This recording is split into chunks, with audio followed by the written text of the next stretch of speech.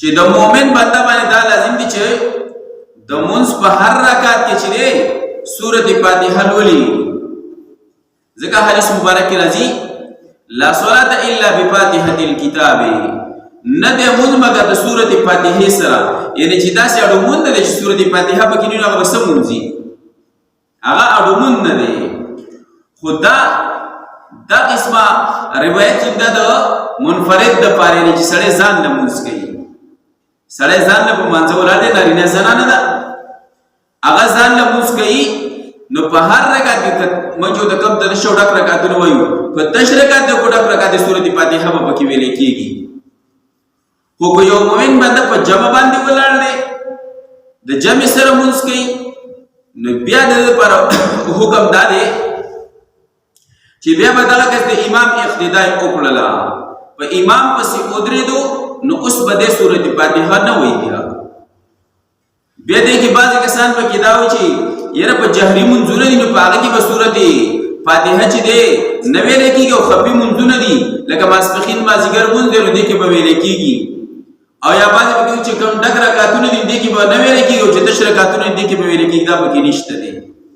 چې په جمع باندې ودرېدي د امام سره نو بس دغه د امام حدیث مبارک کې راځي نبی علیہ السلام فرمایي د امام منځ دا ستاسو دا د مقتدي منځ دی، د امام منځ دا د مقتدي منځ دی.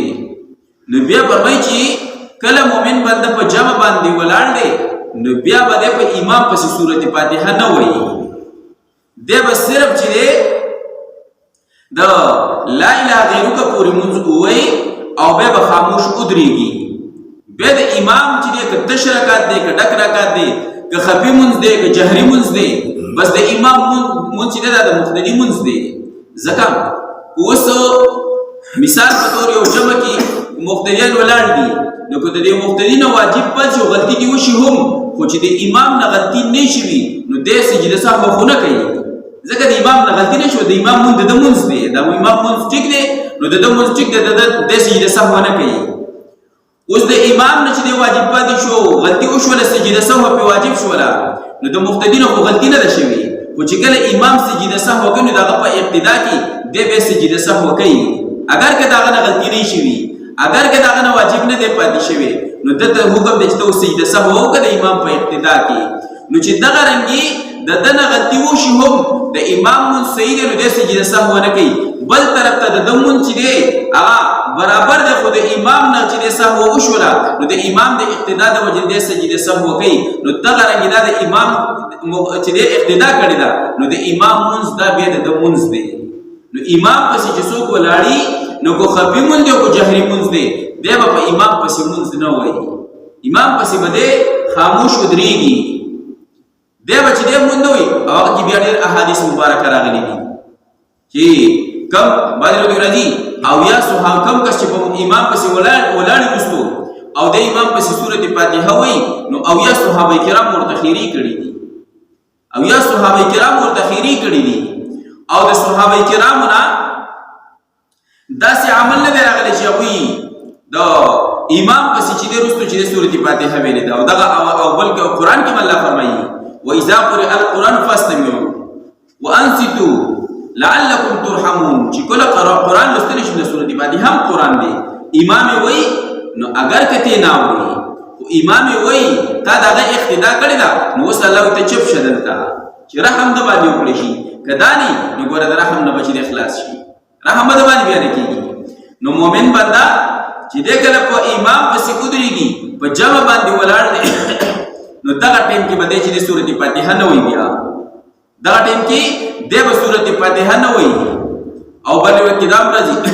چې کله څوک په امام پسې وروستو مونځ وایي نو په امام باندې دا مونځ چې دی دا ګرانېږي، ځکه هلته کې امام لګیا دی دی هم لګیا دی، نو ته بیا د هغه ابتدا چې د امام صحیح ابتدا ونه کړله دغه به نیت کوي چې په دې حاضر امام پسې هغه ابتدا مې کړې ده، خو دا ابتدا بیا چې دی صحیح نه ده، ځکه چې دی د امام ابتدا پوره نه کوي. نو د امام اقتدا دا ده چې دغه ټیم کې به دی سورۃ فاتحه نه وایي. او چې کله یو مؤمن بنده وروستو راغی اوس یو کس دغه حدیث ته ګوري چې لا صلاة الا بفاتحة الکتاب، چې مونځ نه دی مګر د سورۃ فاتحې سره، او دیو چې دا بالکل لازم د سورۃ فاتحه د او نویلا نمون د او نشو خټیک د چې دا سورۃ فاتحه ما او نویلا نمون به ورشو زو د امام پسې چې د منځ کوما اوس امام چې د هغه سورۃ شروع کړي دی امام سورۃ شروع کړي دغه ټیم کې کسراغي نیت یې وتړو نو آیا دې کې به د سورۃ فاتحه وایي کنه نو کو دی وایي چې زه به وایم نو البته امام چې ته به د امام اقتدا نو هغه سورۃ شروع قرات شروع کړي سورۃ شروع کړي تاسو سورۃ فاتحه شروع کړي دا هغه به یو سورۃ وي ته بل سورۃ وي بیا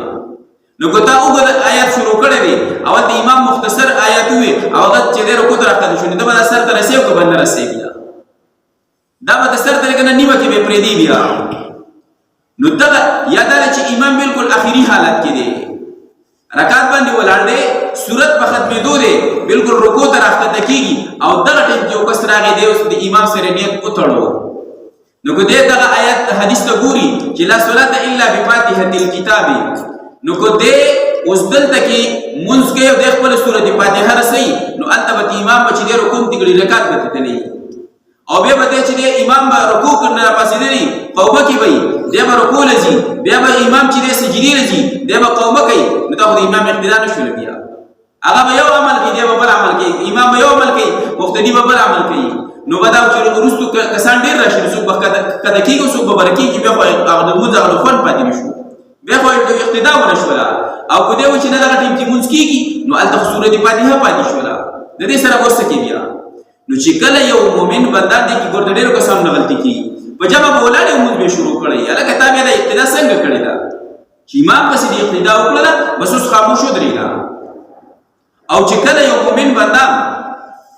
ورستو راغی جمع ولاړه ده نو د صرف چې د اقتدا دیو کې نیت دی وتړي بیا به لا اله غیر کو پر منځم نه وایي بیا به خاموش ودرېږي کله چې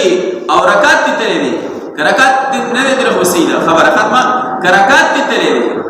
نو چې کله دی به خپل رکعت راګرځي او پاسي نو بیا به دغه اولینی رکعت کې به سبحانك اللهم نمون ونیسي دغه نه به شروع کی او به نور رکعتونو کې بیا ډول جایز دي لکه سراج درو دا سنت دا نو کو بهتره ده چې سبحانك اللهم نمون ونیسي شروع کی او نور کې بیا الحمدلله او کنا دغه نه سر د الحمدلله شروع کړو مونږ یې سي دي خودم ردا چې د امام اقتدا وکړي